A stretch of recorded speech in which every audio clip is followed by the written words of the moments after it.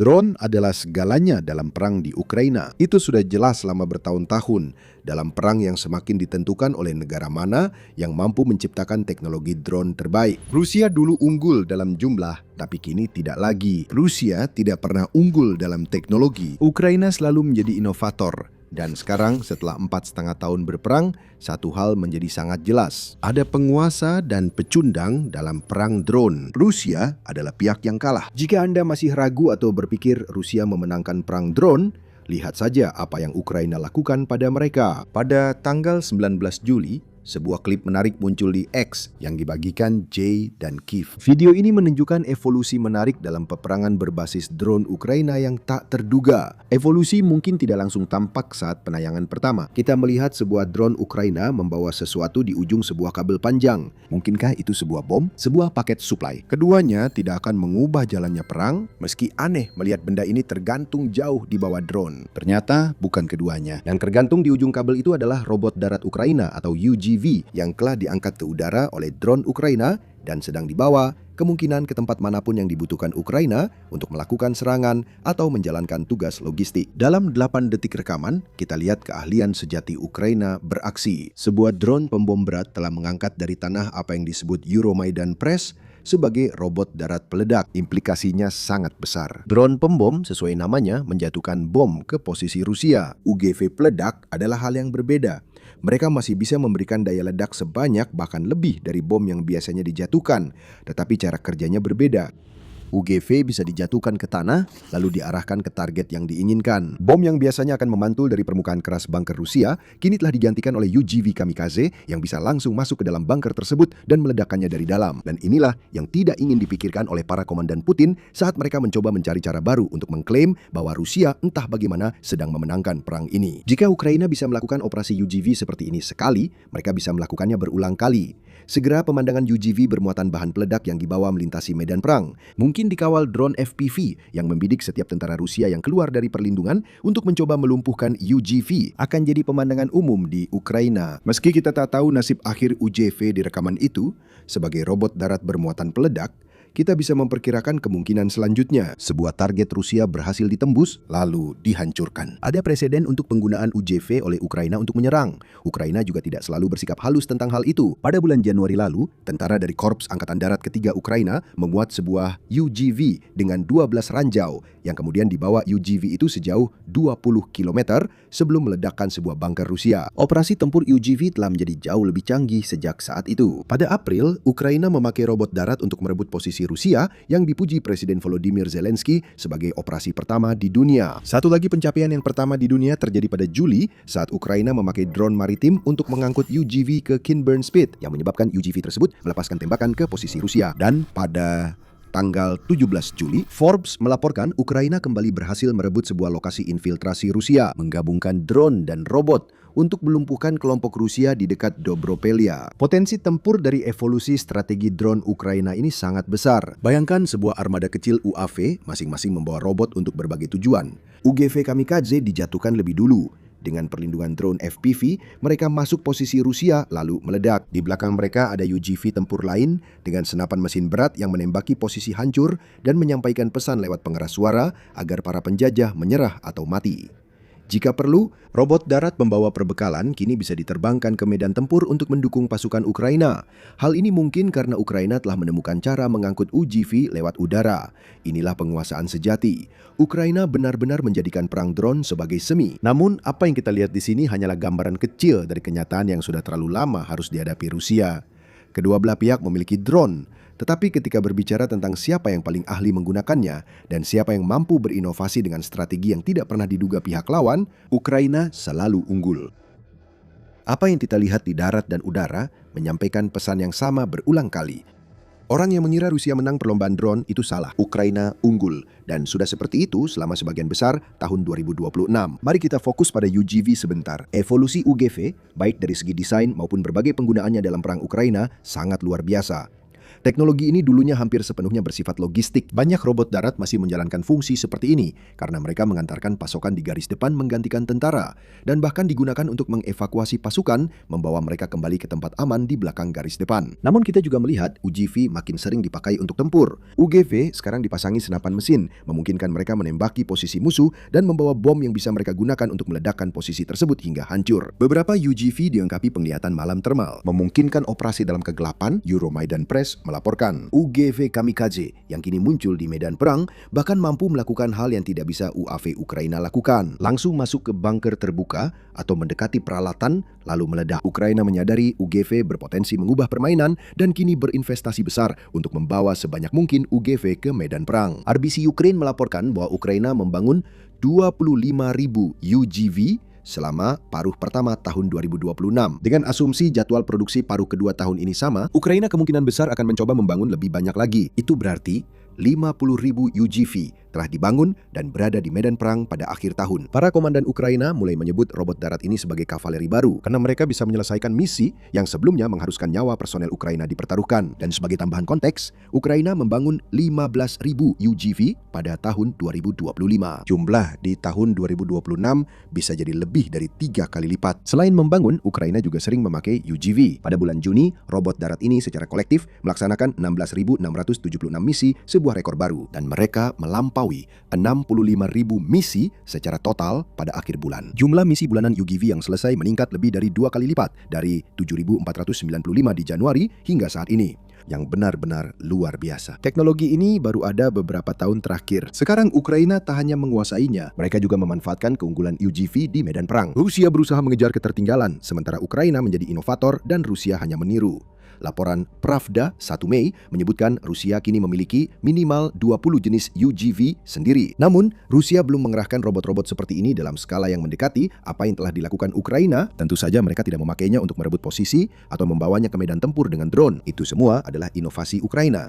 Selain itu, Rusia menghadapi masalah sanksi karena 10 dari 20 perusahaan yang teridentifikasi membuat drone darat Rusia berada di bawah sanksi AS Serikat, dengan beberapa juga berada di bawah sanksi Ukraina dan Uni Eropa. Tekanan sanksi yang lebih besar terhadap produsen robot darat Rusia akan membantu Ukraina memperlebar keunggulan yang sudah kuat menjadi tidak terkalahkan. Cukup tentang UGV. Meski penting, kami sudah bilang Ukraina ahli dalam seluruh perang drone, bukan hanya satu aspek. Kami tidak berbohong. Bidang lain di mana Ukraina telah unggul jauh adalah dalam serangan jarak jauh, dan serangan terbaru yang dilakukan oleh Ukraina menunjukkan banyak hal kepada kita. Sebelum kita membahas itu, sedikit catatan sampingan. Anda sedang menonton Military Show. Jika Anda belum berlangganan saluran ini, sekarang adalah waktu yang tepat untuk menekan tombol itu dan membunyikan lonceng notifikasi agar Anda menjadi salah satu yang pertama melihat video harian kami. Kami akan membawa Anda ke serangan besar-besaran yang dilakukan Ukraina pada malam hari menjelang 21 Juli. Ukraina memilih tanggal itu untuk mengirim sekitar 350 drone serang ke Rusia dan wilayah-wilayah yang diduduki, termasuk melakukan beberapa serangan di Laut Hitam. Kebakaran terjadi di mana-mana. Serangan hebat di Mariupol yang diduduki menimbulkan asap tebal di kota. Ukraina diduga menyerang depot bahan bakar di sana. Pusat logistik di Crimea dan beberapa lokasi industri besar di Lepets berhasil dihancurkan, termasuk yang berada di dekat atau mungkin merupakan pabrik baja yang memproduksi sekitar 20% baja dan lipid Rusia. Lebih banyak kapal diserang di Laut Hitam dan Laut Azov. Dan Ukraina juga menghancurkan radar, depot logistik dan lainnya di wilayah pendudukan Donetsk, Luhansk, dan Zaporizhia. Terjadi juga serangan besar di pangkalan udara Kalino, Kursk, Rusia, yang menghancurkan jet tempur Su-24 dan sistem pertahanan udara Pantsir SS-1. Semua ini memang mengesankan, tapi bukan inti cerita serangan jarak jauh Ukraina. Hal paling luar biasa dari hari penghancuran drone ini adalah Rusia juga meluncurkan serangan jarak jauh pada waktu yang sama, dan Rusia kalah telak. Di akhir serangan, Ukraina meluncurkan sekitar 6 kali lebih banyak drone jarak jauh daripada Rusia. Rusia hanya berhasil meluncurkan 58 drone dan rudal di tengah serangan jarak jauh Ukraina. Pentingnya hal ini terkait kemajuan penguasaan drone Ukraina karena satu alasan sederhana. Salah satu dari sedikit keunggulan drone yang dimiliki Rusia kini telah hilang. Selama bertahun-tahun, Rusia bisa meluncurkan kawanan drone jarak jauh jauh lebih banyak dari Ukraina. Namun semuanya berubah pada 2026. Ukraina kini setidaknya telah mencapai keseimbangan dalam serangan jarak jauh. Pada 21 Juli, Ukraina sering meluncurkan lebih banyak drone jarak jauh dibanding Rusia. Serangan 6-1. Ini kini sudah menjadi hal biasa, menandakan Ukraina unggul dalam serangan jarak jauh. Bahkan ini terjadi setiap hari. Ukraina mengirimkan 350 drone ke Rusia. Dan wilayah yang diduduki bukanlah rekor baru, bahkan jauh dari itu. Presiden Volodymyr Zelensky menyatakan pada Juni bahwa Ukraina kini rata-rata meluncurkan 300-350 drone serang per hari, karena negara itu telah meningkatkan serangan jarak jauhnya untuk menghancurkan minyak Rusia, melumpuhkan pangkalan militer, dan menghancurkan mesin perang Rusia dari dalam. Namun Ukraina tidak selalu meluncurkan lebih banyak drone dibanding Rusia. Itulah sebabnya kami menyebutkan adanya keseimbangan. Beberapa hari Rusia meluncurkan lebih banyak, di hari lain giliran Ukraina. Tapi fakta bahwa Ukraina sama sekali bisa mencapai volume sebesar ini, terutama jika dikombinasikan dengan ketepatan serangan. Berbeda dengan Rusia yang sering menghantam sembarangan dan menargetkan kota, berarti Ukraina sedang unggul. Rusia seharusnya sudah memperkirakan perubahan ini dari awal tahun. 4 hari awal 2026, Ukraina meluncurkan lebih banyak drone ke Rusia dibanding sebaliknya. Ukraina juga sibuk memecahkan rekor dalam serangan jarak jauh. Pada malam 17 Juni hingga 18 Juni, pertahanan udara Rusia mengklaim telah menembak jatuh 992 drone Ukraina selama serangan semalam. Itu terjadi usai serangan 6 Juni saat Rusia mengklaim menembak jatuh 911 drone. Angka-angka ini benar-benar gila. Ukraina sebenarnya tak seharusnya bisa mencapai angka itu, namun berhasil. Dan kini keunggulan jarak jauh Ukraina membuat Rusia harus menyesuaikan strategi militernya. Beberapa tahun lalu, Rusia merasa relatif aman ratusan kilometer dari garis depan. Ukraina belum rutin menyerang target di Rusia. Namun, situasi berubah. Kini drone Ukraina dapat menyerang dengan volume lebih besar, dengan akurat pada jarak yang belum pernah terpikirkan. Faktanya, jarak adalah poin penting lainnya. Pada tanggal 7 Juli, Ukraina melakukan serangan drone terhadap kilang Omsk. Untuk melakukan itu, drone Ukraina harus menempuh jarak setidaknya 2.500 km. Jarak tersebut menunjukkan pada Rusia bahwa tak ada lagi yang bisa disembunyikan di wilayah aman mereka.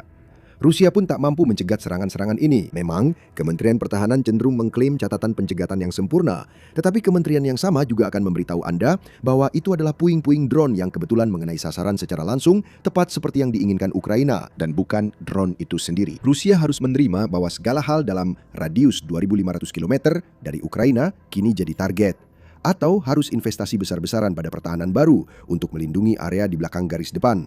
Namun investasi itu tak akan mampu mengimbangi. Membangun pertahanan udara baru sulit dilakukan saat terkena sanksi dan kekurangan dana setelah 4 tahun pengeluaran militer besar. Karena itu Ukraina unggul dari Rusia dalam drone darat dan mulai unggul dalam serangan jarak jauh. Berbicara tentang garis depan, kita melihat sesuatu yang serupa di sana. Menurut mantan Panglima tertinggi Angkatan Bersenjata Ukraina, Alexander Syrskyi, Ukraina memiliki keunggulan drone FPV sebesar 1,5:1 atas Rusia di sebagian besar garis depan. Fakta menarik ini muncul saat Alexander Syrskyi mengumumkan operator drone Ukraina telah menyerang 180.000 target terverifikasi pada Mei saja. Skala serangan ini benar-benar sangat besar. Fakta bahwa Ukraina kini unggul dalam penggunaan FPV menunjukkan penggantian tentara dengan drone menjadi strategi utama mereka, terlihat juga dari jumlah produksinya. Pada bulan Juli, Ukraina mengonfirmasi bahwa mereka akan membangun sekitar 10 juta drone pada tahun 2026 dan bahwa mereka memiliki kapasitas produksi yang dibutuhkan untuk menggandakan jumlah tersebut jika mendapatkan pendanaan yang diperlukan untuk melakukannya. Pendanaan itu akan segera datang. Ukraina menandatangani kesepakatan drone senilai 1,1 miliar dolar dengan Uni Eropa yang menambah daftar kesepakatan drone yang sudah mereka tandatangani dengan negara lain.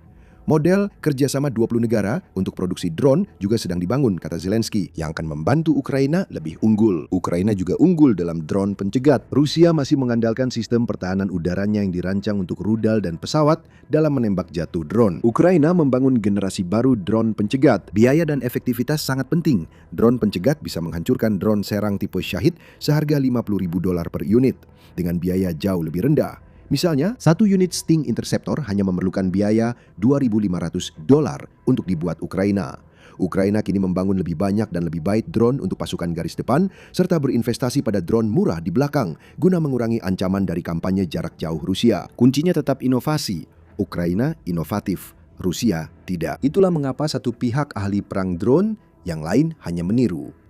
Sebelum mengakhiri, masih ada satu aspek perang drone yang perlu dibahas, serangan jarak menengah. Pada 2026, generasi baru drone serangan jarak menengah memungkinkan Ukraina menyerang wilayah pendudukan yang sebelumnya tak bisa dijangkau. Drone FPV tak mampu terbang jauh, sehingga dibutuhkan drone jarak jauh untuk menyerang Rusia. Ukraina kini memiliki drone yang mampu menyerang dalam jarak 50-200 km, yang bisa digunakan untuk menghancurkan logistik Rusia dan menghancurkan aset-aset penting seperti pos komando, gudang amunisi, dan titik kumpul pasukan. Jalur pasokan Rusia di belakang garis depan sekarang telah menjadi ladang perburuan bagi drone serang jarak menengah ini. Banyak diantaranya dilengkapi dengan kecerdasan persenjataan buatan yang memungkinkan mereka secara otomatis mendeteksi dan melacak target sebelum mendapat izin untuk menyerang. Itu arena lain tempat Ukraina unggul. Kedua pihak memakai AI, tapi Ukraina lebih efektif menggunakannya. Ukraina memakai drone untuk menyerang konvoi Rusia seperti kendaraan lapis baja dan truk logistik yang membawa kargo ke garis depan. Ukraina juga mengumumkan kampanye pelumpuhan logistik senilai $113 juta untuk mendukung upaya ini, dan kendaraan Rusia terbakar hingga ratusan. Crimea merasakan dampak terburuknya. Semakin terisolasi, semenanjung itu mengalami kelangkaan bahan bakar besar-besaran dan pemadaman listrik terus-menerus. Yang terakhir disebabkan oleh serangan jarak menengah terhadap pembangkit listrik dan gardu induk. Di garis depan, tentara yang bergantung pada bahan bakar, amunisi, makanan, dan pasokan terus-menerus mendapati semuanya tak kunjung datang. Karena satu truk meledak, jembatan runtuh, pusat logistik hancur, atau jalan jadi puing. Dengan sendirinya, serangan-serangan ini tetap penting. Namun dengan keunggulan FPV Ukraina di garis depan, skala serangan jarak jauh Ukraina yang terus meningkat, serta ribuan robot darat penyelamat nyawa dan pelaksana misi tempur, pola pikir inovatif Ukraina menciptakan cara baru membawa robot darat ke medan perang. Jadi ini bencana bagi Rusia. Rusia yakin mampu memenangkan perang dengan taktik era Soviet untuk menghancurkan Ukraina. Namun saat itu gagal, dan dukungan Barat membuat Ukraina mampu bertahan selama bulan-bulan dan tahun-tahun awal invasi. Momentum perang berubah. Kini kita melihat titik baliknya. Rusia berupaya mengejar ketertinggalan dengan tetap memakai strategi yang mengorbankan prajurit demi kemajuan. Ukraina membuat lebih banyak dan lebih baik drone sehingga mengubah cara peperangan. Ukraina adalah penguasa dunia drone, dan kita bahkan belum membahas salah satu jenis drone utama yang telah memberikan kehormatan itu kepada negara tersebut, drone maritim. Ya, Ukraina juga unggul dalam peperangan drone ini. Dan jika Anda butuh bukti tentang itu, kami punya video yang sempurna menunggu untuk ditampilkan. Ukraina telah meluncurkan Moby Dick, jenis baru platform drone maritim dengan jangkauan luas, beragam varian, dan daya hancur memadai untuk hampir semua misi Angkatan Laut. Tonton analisis kami untuk info lebih lanjut. Sebelum itu, jangan lupa berlangganan Military Show. Kami unggah video seperti ini tiap hari. Kami ingin Anda ikut bersama. Dan terima kasih telah menonton.